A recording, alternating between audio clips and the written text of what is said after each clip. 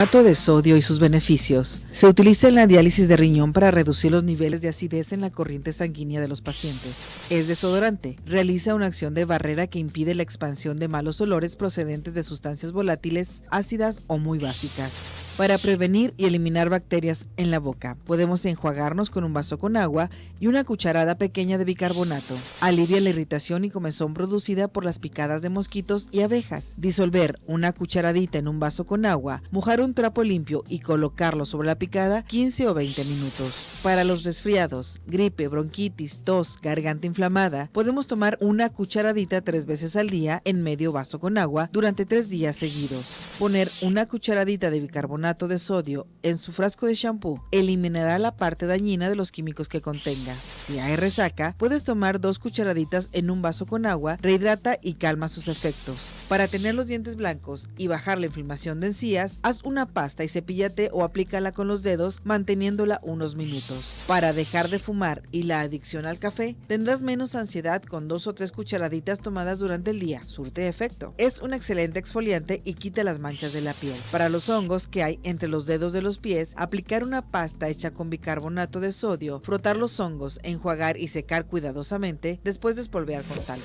Breves a tu salud. Esto es Zona Saludable. Iniciamos. Los buenos hábitos y una buena información de salud te ayudarán a sentirte bien y vivir mejor. Actualiza tu bienestar en Zona Saludable. Causas, tratamientos, prevención y noticias. Iniciamos.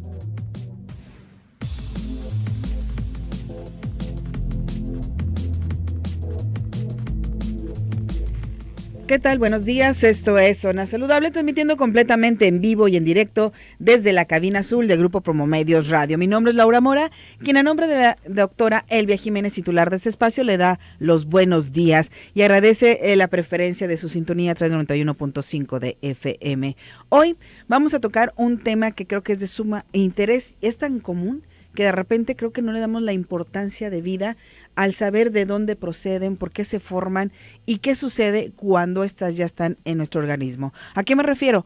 A las piedras en el riñón, los cálculos renales o como usted le quiera llamar. Bueno, ese es el tema de este día, por lo cual ponemos a su disposición los teléfonos en cabina 3122-4200, 3122-4266 para que te comuniques con nosotros o también a través de nuestra línea de WhatsApp, que es el 3318-80-7641, 3318-80-7641. Y para tocar este tema le doy la bienvenida y le agradezco que en estos días de asueto se encuentre con nosotros el doctor Francisco Rafael Morales Magaña. Él es encargado del módulo de vasectomía sin bisturí del Hospital Materno Infantil Esperanza López Mateos. ¿Cómo estás, Francisco? ¿Qué tal? Buenos días. Un gusto estar con ustedes. Pues muchísimas gracias por estar con nosotros. Y bueno, me gustaría que empezáramos por definir, ¿es lo mismo piedras y cálculos? ¿O qué es una cosa o qué es otra? Es la terminología médica que se utiliza para diagnosticar o nombrar a las piedras que se forman dentro de lo que es el riñón. Estas piedras, ¿cómo se van formando? Porque tengo entendido que son diferentes motivos por los cuales se van formando. Mucha gente piensa que es porque no toma agua, que es porque toma ciertas sustancias. Por ejemplo, ahorita que escuchamos la cápsula del carbonato, mucha gente llega a pensar que si consume mucho bicarbonato le puede producir este tipo de padecimiento. ¿Qué tan cierto es? Efectivamente, existen factores de riesgo muy importantes que la población debe de tomar en cuenta previos o precisamente al diagnóstico de este tipo de patología.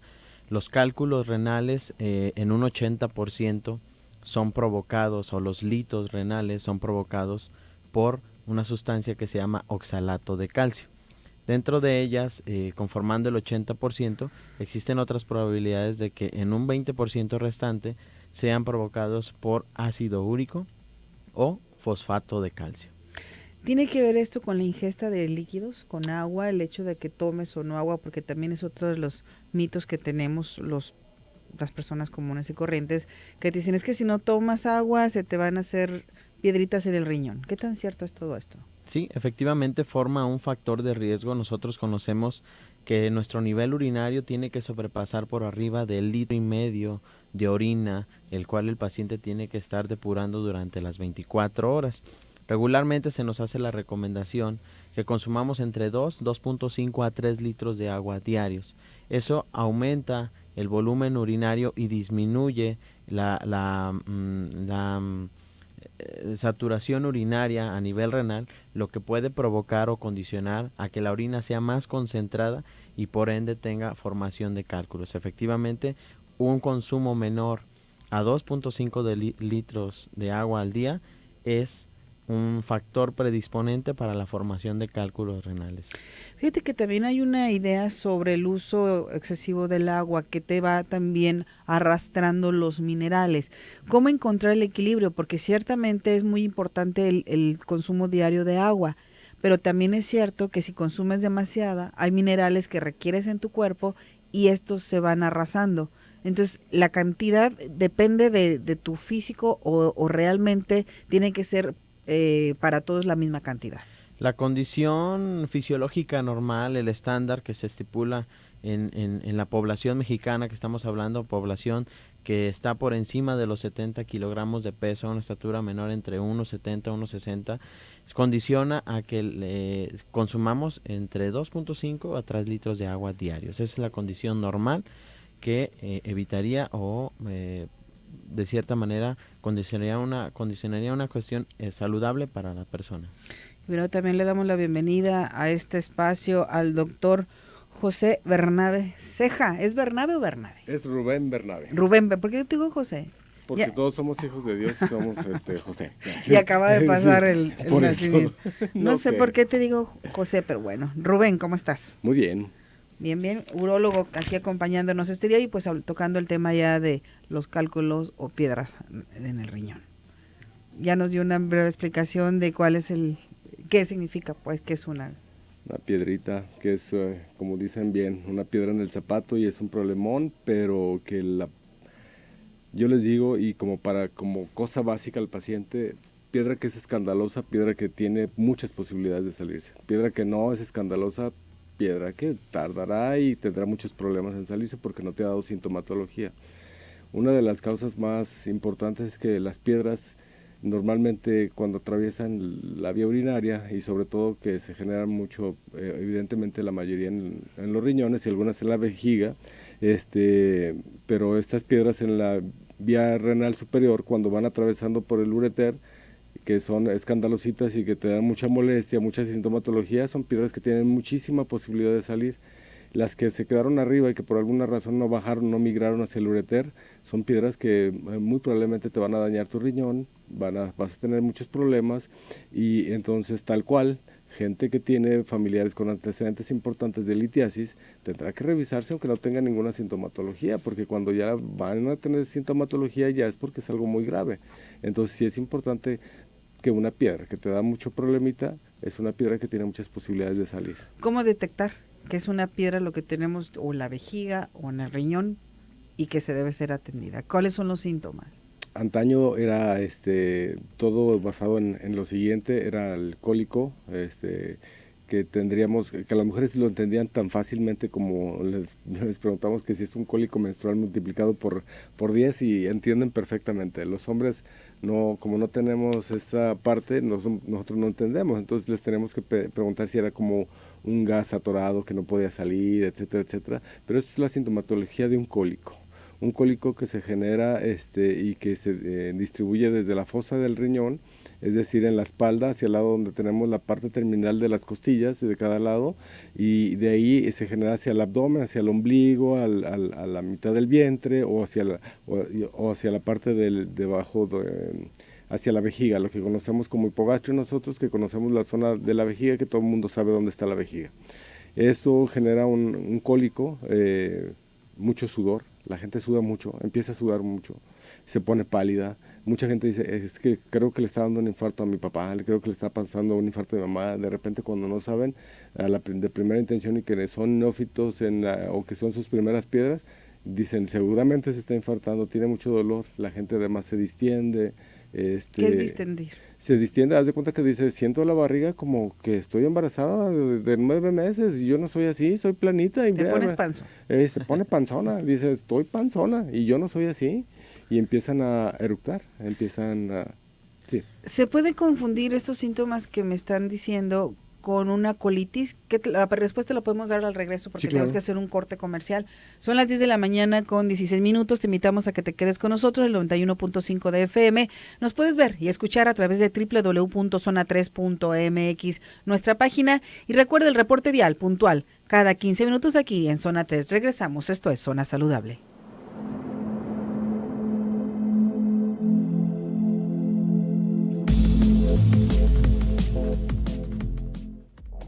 Es una enfermedad que efectivamente se puede confundir con muchísimas enfermedades intraabdominales.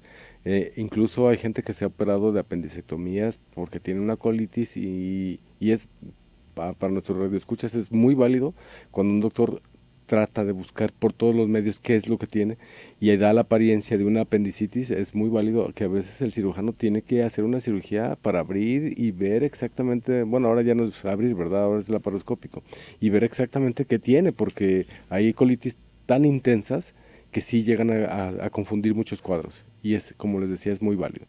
¿Qué de esto se hace para tratar de evitar confundirte una colitis con un problema o sintomatología urinario? Ahora los medios nos han permitido tener más abordajes, tanto radiológicos como laboratoriales, y eso nos va a permitir discernir. Pero al que no tiene nada de eso, bueno, a la exploración física él se dará cuenta, y con los antecedentes que la persona menciona, se dará cuenta que, por ejemplo, hay mucho dolor en todo el marco cólico. El marco cólico es como que si fuera el marco de un retrato, pero por todo el abdomen. Todo ese alrededor del abdomen duele. Rafael. Es bien importante también, recalcando un poquito los comentarios que tiene el doctor, que la litiasis renal o los cálculos renales tienen dos formas principales de presentación. Una de ellas es la hematuria, que estamos hablando de la detección de sangre a nivel urinario, y efectivamente la forma más clásica, que es el cólico renal. De determinar estas dos cuestiones, el médico efectivamente tiene ya los medios necesarios como para solicitar algún estudio radiológico para detectarlo de manera más oportuna y poder descartar algunas otras patologías que efectivamente toda lo que es la cavidad abdominal, pues estamos llena de probables patologías que pueden condicionar o que también son factores para pensar en otro tipo de enfermedades. Uh-huh.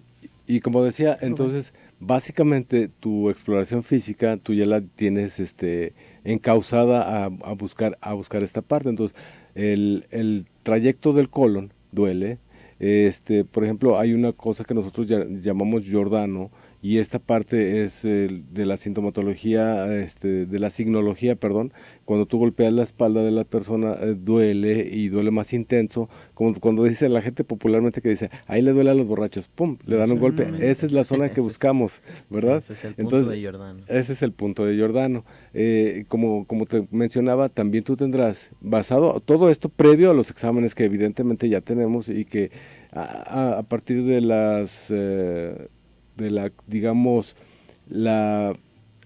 cuando la radiografía o cuando la tomografía se hizo más popular, nos dimos más cuenta de muchas enfermedades que no nos dábamos cuenta antes. Pero previo a todo esto, incluso el paciente, tú tendrás que saber su semiología. Hay gente que dice, es que yo nunca hago bien del baño, tengo problemas, mis heces son acintadas. ¿Qué son acintadas? Que son muy delgaditas. En realidad, perdón por lo que voy a decir, pero el hecho de ir a defecar tiene que ser un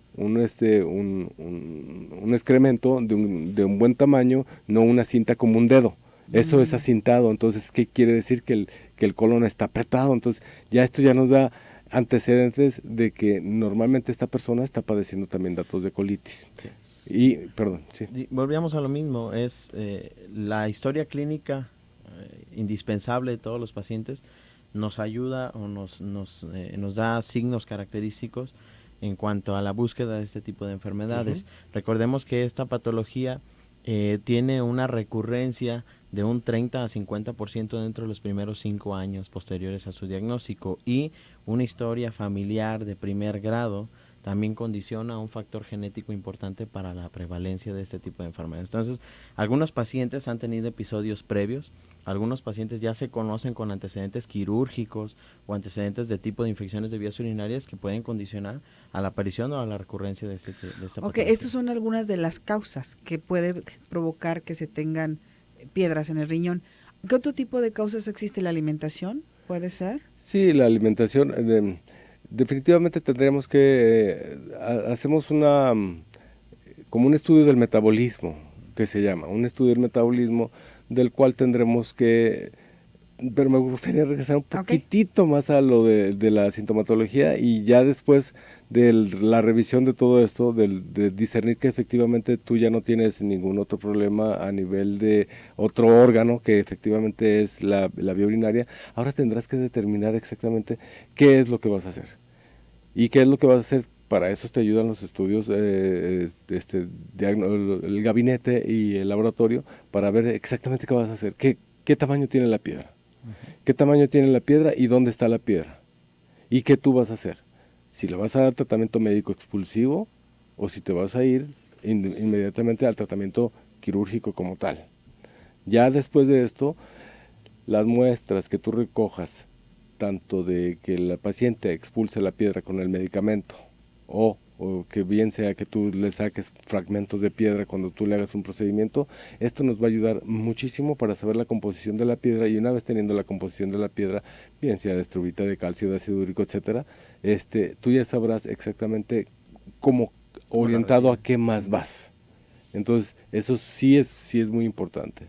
Y ya una vez el gabinete, nosotros tenemos a veces muchas dudas. Si, por ejemplo, aquí el doctor no me dejará mentir, si, por ejemplo, es del lado derecho, muchas veces tienes que, siempre que tienes un paciente, tienes que tener diagnósticos diferenciales. Es obligatorio tener diagnósticos diferenciales. Si tu doctor no te comenta sus diagnósticos diferenciales, te los tiene que comentar. Siempre hay que tener diagnósticos diferenciales porque es obligatorio. Necesario. ¿Qué es un diagnóstico diferencial? Es lo que yo sospecho en segunda línea o tercera o cuarta o quinta en relación a la enfermedad que padezco. Entonces, si tengo una piedra del lado derecho, podría ser también apendicitis, podría ser un ovario, un quiste de ovario en una mujer, claro. Podría ser un folículo roto, etcétera. Podría ser la colitis precisamente. Si es un poquito más arriba, a lo mejor podría ser la vesícula. La vesícula, claro. ¿Verdad? Son factores importantes que se tienen que tomar en cuenta, bien lo menciona el doctor. Son situaciones por las cuales nos ayudamos de los estudios de gabinete para diagnosticar o diferenciar una patología de la otra. Eso es importante. Inclusive, volviendo al comentario del doctor, hay factores determinantes que condicionan al médico tratante para tratar de decidir si va a tener un tratamiento ya sea quirúrgico o un tratamiento expulsivo, en cuanto inclusive también al tamaño que tenga la piedra, que tenga dicha piedra. ¿Depende el tamaño para determinar el tratamiento o dónde esté alojada esta piedra? ¿Cómo es? ¿Las dos cosas? Las dos cosas influyen. Las dos cosas, influye también el género, influye historias previas. ¿Su composición? Sí. Hay gente que dice, es que ¿sabe qué, doctor? Esa piedra que usted me está diciendo, que mide 7, 8 milímetros, a mí me salió una más grande. Y dice, ay, increíble.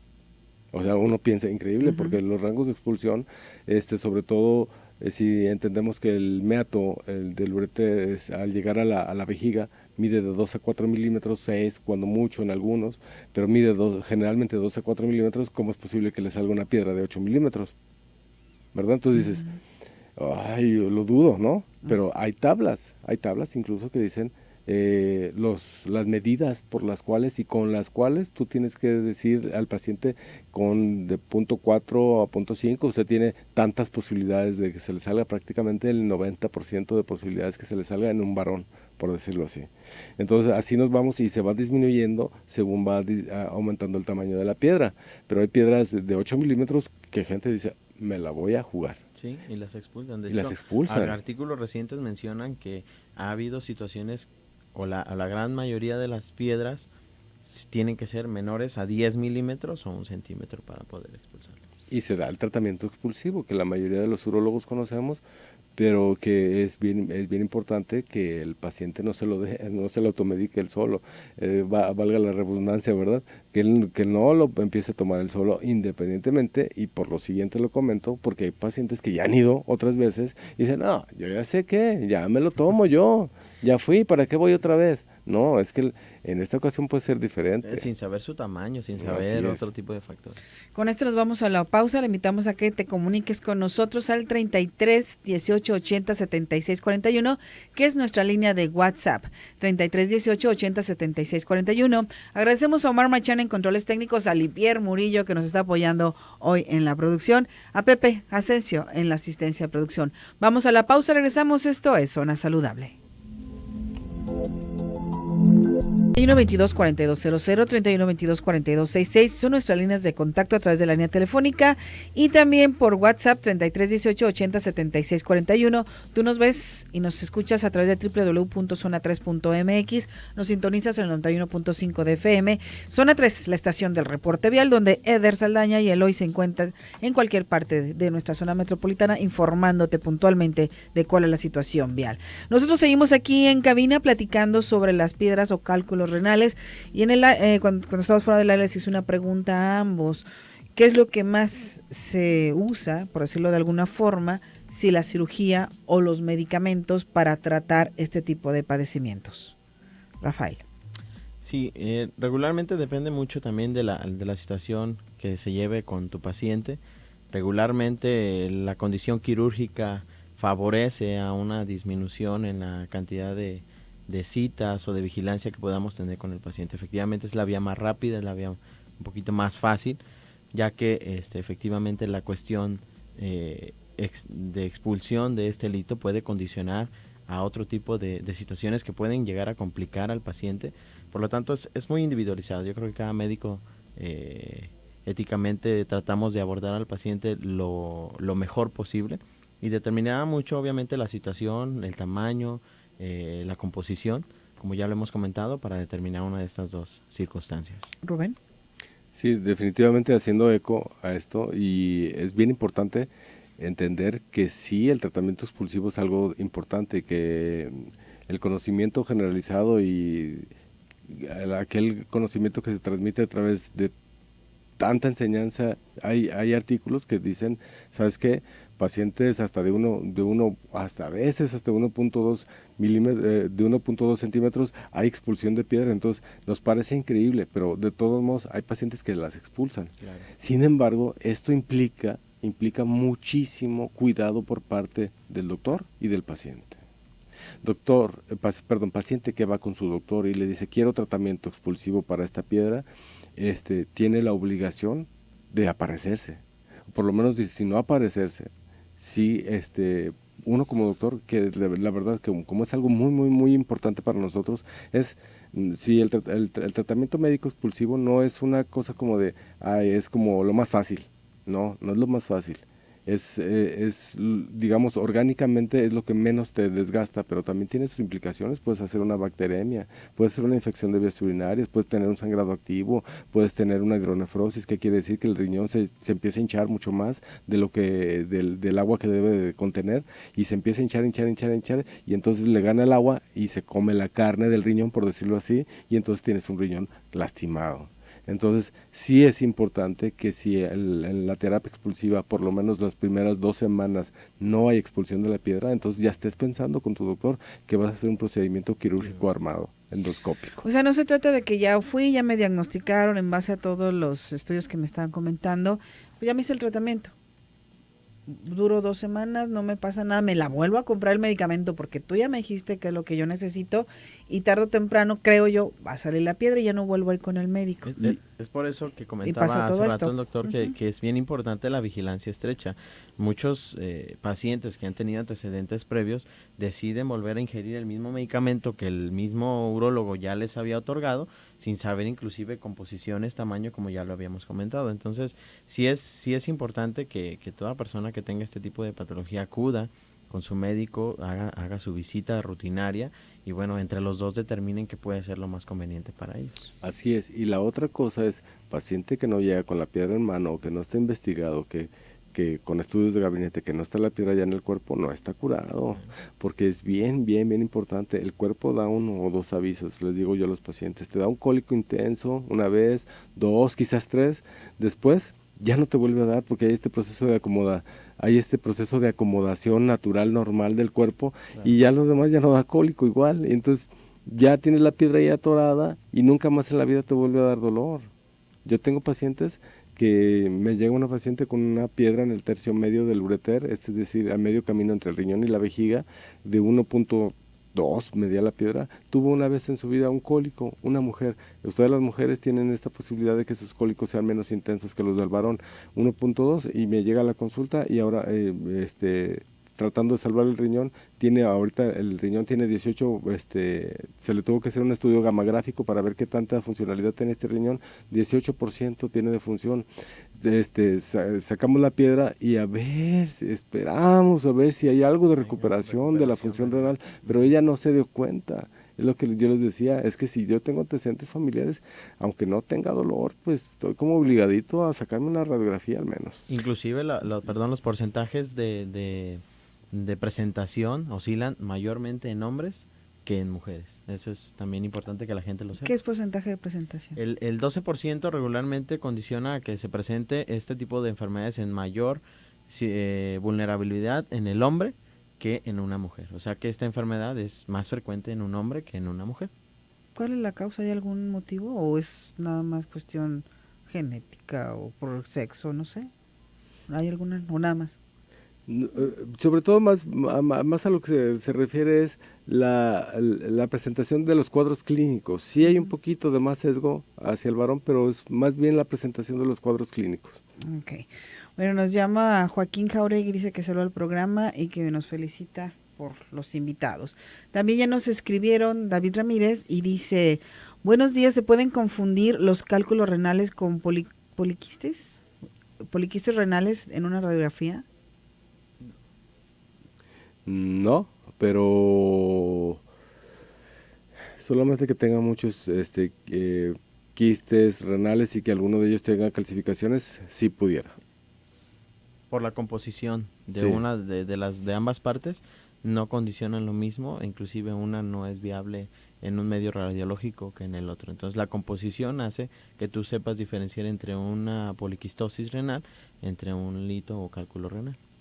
Perfecto. ¿Teléfono donde te puedan contactar, Rubén? 3630, 3637 o 3813, 3331.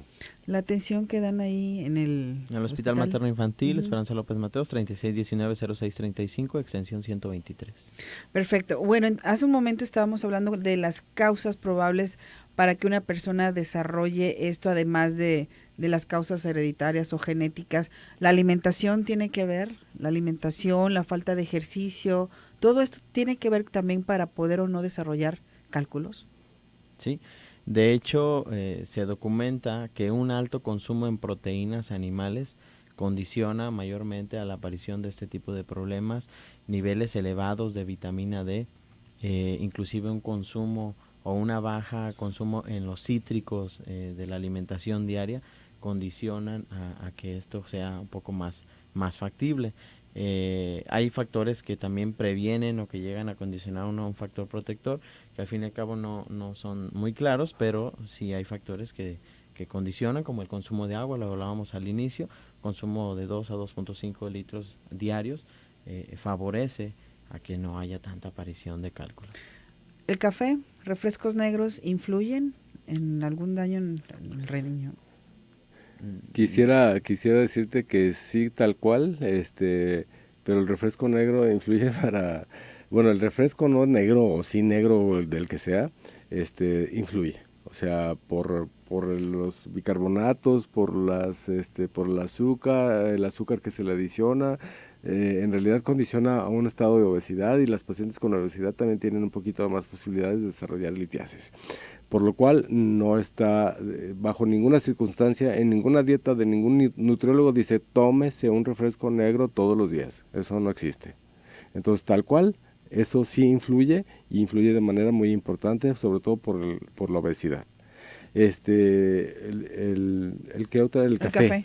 No, el café no. Fíjate que lo único que estaría condicionando a esto es por el estado de deshidratación que puede causar, y si tú no te estás hidratando después de estar tomando tu café, entonces pasará esto que el doctor está comentando. Entonces hay que tomar esta cantidad de litros que se recomienda tomar entre sobre todo a pacientes que han tenido piedras con calcio, que se les recomienda un estado de hiperhidratación, tendrá que ver sacándole cuentas de la cantidad de la diuresis que te provoca el café que te tomas. Te puedes tomar tu café, pero tienes que estar en un buen estado de hidratación. Así de bote pronto la gente, para que sepa que está en un buen estado de hidratación, es verse la cara, que no tenga los ojos humidos, o que su color de la orina no sea amarillo fuerte. Ya con eso tendrá más o menos esa posibilidad de darse cuenta que está deshidratándose. Quisiera reforzar un poquito el comentario del doctor. En algunos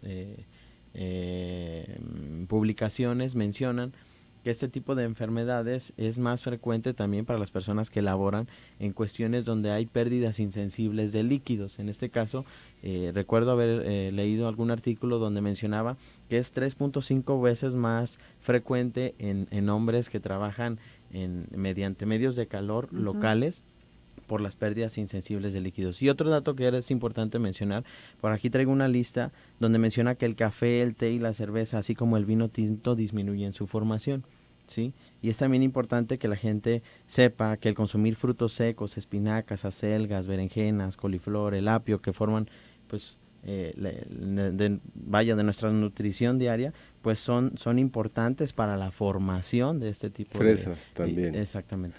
Fresas es muy importante. Cuando quieres hacer que un paciente disminuya sus posibilidades de que le dé una litiasis, quitarle las fresas, las acelgas, entre otras cosas, ¿verdad? Sí. Es importante saber esto porque de repente queremos tener una dieta saludable y resulta que están incluidas ciertas sustancias o ciertos alimentos que nos pueden provocar. Sí, y que muchos pacientes que nos están escuchando, o muchas personas padecen este tipo de problemas. Y es importante que lo sepan, qué excluir y qué consumir y qué no consumir de su dieta. Es importante para ellos. Con esto nos vamos a la pausa comercial. 3122-4200, 3122-4266, 3318-80-7641, nuestra línea de WhatsApp. Regresamos.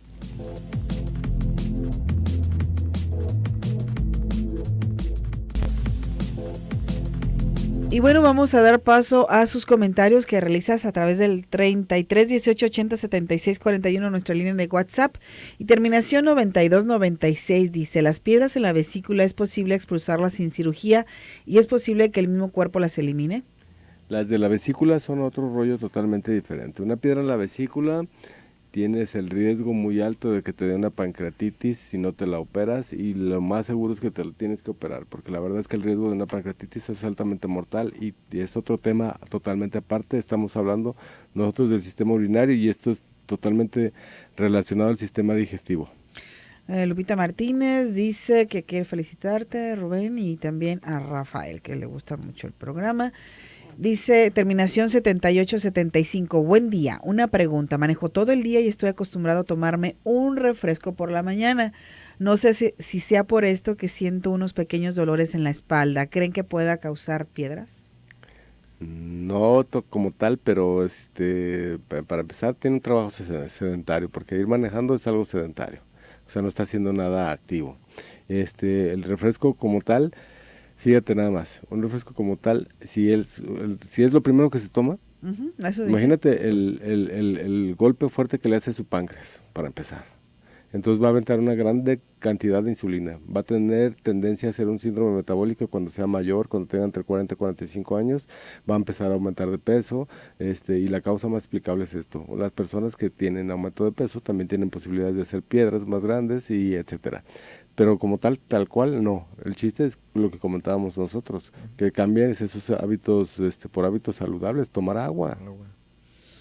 Eso es importante, el agua, que de repente se nos olvida o no nos gusta el sabor. Ay, ¿cómo voy a tomar agua en la mañana? Es algo muy feo. Y luego la gente que dice, no me gusta el sabor del agua, pues no te tiene que gustar el sabor del agua como tal. No es el agua no es con sabor, el agua es agua y tienes que tomarla, o sea, es obligatorio. Aparte luego tu cuerpo lo va necesitando. Sí, claro. Bueno, hay otra pregunta. Dice, ¿entonces sí hace daño el bicarbonato? ¿Sí puede provocar piedras? Depende de la composición de las piedras, porque hay unas piedras que sí lo necesitan. Es más, hay unas piedras que tú necesitas darle algo de citratos, como quien dice, y otras de algo de bicarbonato, etcétera. Depende de la composición. No es para cualquier piedra. O sea, cada piedra, o sea, no las piedras están conformadas de los mismos elementos, No. son No. diferentes tipos de piedras. Sí. ¿Cuáles son estas y qué elementos los están formando? Para entonces yo también saber si debo tener alguna dieta, si debo tomar ciertos alimentos, no sé cómo manejar esto. La consideración previa que habías comentado Sí. de los alimentos es mucho para las piedras de calcio. Las piedras de calcio tendrán que analizarse todo el metabolismo donde implica el calcio, que es desde la parte superior, como comentamos, es el control del aparato hormona, desde la parte gástrica en el control de la absorción y desde la parte renal. O sea, hay 3 lugares donde se tiene que revisar y eso, revisar 3 lugares en el organismo es un montón de estudios, pero se tienen que hacer. Sí, en un alto porcentaje, como lo habíamos comentado desde un inicio, casi en un 80% son de oxalato de calcio o de fosfato de calcio. ¿Qué produce estos elementos? O sea, ¿algún alimento o ya está en mis genes? ¿Cómo es que se Es forma lo que esto? comentamos, hay que ver en qué de estas Ajá. 3 partes, si está por el mucho control del aparato hormona, que es la encargada del calcio, por decirlo así, o el control acá a nivel del estómago por la absorción, o a nivel del riñón también. Es difícil que a nivel de cuestiones digestivas, de cuestiones alimentarias, podamos sobrepasar la cantidad normal que una persona, un ser humano puede consumir habitualmente dentro de las 24 horas del día. Es difícil, es efectivamente, como bien lo comenta el doctor, tendría que hacer un estudio en diferentes partes del organismo para determinar qué es lo que está condicionando la formación del cálculo. Una vez que una persona tiene una piedra o desarrolla piedras, ¿ya se puede entonces determinar qué fue lo que la causó? Y entonces modificar algo, o va a seguir, puede ser que hoy la forma una cosa y mañana otra, no sé. Sí se puede ya después de esto dar una terapia como más específica. Hay quienes terminan dando gel de aluminio y magnesio, por ejemplo, si piensan que es prácticamente en el nivel estomacal, por decirlo así. Hay quienes terminan dando algo de citratos a través de refrescos. Refrescos, sí. O Parece, altos consumos en vitaminas. parece, por eso les decía que no del todo lo satanizamos, y tendrías que darle medio refresco al día al paciente, y eso suena como que, caray, ¿cómo que le tengo que dar eso? Pues sí, es que depende de la composición de sus piedras, y depende de la persona, es lo que se le va a dar, pero no vamos a abusar de eso. El refresco se tendría que tomar como una terapéutica, no como un abuso, como tomar un refresco al día ya es un abuso, de hecho. Pero para una persona que tiene piedras, a lo mejor un medio refresco le cae bien para que no se hagan piedras. Esto que mencionan es muy importante porque a lo mejor hay 2 personas que tienen piedras en el riñón y una te va a decir, no, pues es que a mí me dan refresco. Toma refresco porque a mí me están dando refresco, entonces a mí me está haciendo bien. Sí. Y te lo recomienda sin saber que no es la misma, aunque sean piedras, no es la misma situación de Sí, ambos. así es. Y en algunas situaciones la composición misma te condiciona a elevar el consumo, por ejemplo, de vitamina C. También está documentado que más de 1 gramo al día condiciona para favorecer al paciente. Entonces, aunque sean nombradas de la misma forma, cada piedra es diferente, cada organismo es diferente, cada solución es diferente. Porque tendemos mucho a que mi compadre, mi amigo, mi hermano me dijo que él también tuvo piedras en el riñón y se le quitó con agua de pelos de elote. Y ahí Sí. tienes tomando todo el día agua de pelos de elote, pero no haces caso a ir con un médico. Una piedra de ácido úrico, por ejemplo, hay gente que tiene el ácido úrico en sangre normal y cuando analizas la piedra es de ácido úrico. Y dices, a ver, ¿cómo? Sí, ¿cómo sucedió eso? Si la persona maneja niveles de ácido úrico en sangre normal y me sale con que esta es una piedra de ácido úrico, entonces, ¿qué voy a hacer? Claro. Son dilemas. Entonces, sí, no es igual para todos. En la terminación 2481 dice, buenos días, entonces el jugo de apio, perejil y nopal y piña, ¿se recomienda? No se recomienda si son por oxalato de calcio. No está recomendado. Suena muy rico, pero no se recomienda para eso. Ok, bueno, ya prácticamente nos estamos despidiendo. Los teléfonos donde los pueden contactar, Rubén. 3813-3331, el 3630-3637, o si quieren pueden ver la página, que es mi nombre, Rubén Bernabe. Están trabajando normalmente, no vacaciones, no nada. No, Esos son los que fortalecen a México. Y también, ¿dónde te pueden contactar, Rafael? En el 3619-0635 con la extensión 123 del Hospital Materno Infantil Esperanza López Mateo. Agradecemos al doctor Francisco Rafael Morales Magaña, encargado del módulo de vasectomía sin bisturí del Hospital Materno Infantil Esperanza López Mateo, por haber estado con nosotros. Muchas gracias a ustedes. Y al doctor Rubén Bernabé Ceja, urólogo. Muchas gracias. Te prometo que ahora te vuelvo a decir José. Es que ya te dije que todos somos José. Bueno, y sobre todo a ti que estás con nosotros, te invitamos a que te quedes con la doctora Alicia Soltero, su programa Lo que ellas quieren, y más adelante Coffee Break. Mi nombre es Laura More, me despido agradeciéndole a Omar Machain en controles técnicos, a la señorita Olivier que nos estuvo apoyando en la producción, y a Flor Cecilia, también a Pepe Asensio. Yo soy Laura More y lo espero mañana. Me despido como cada día diciéndote que la información ya te la dimos, la decisión la tomas tú. Buen día.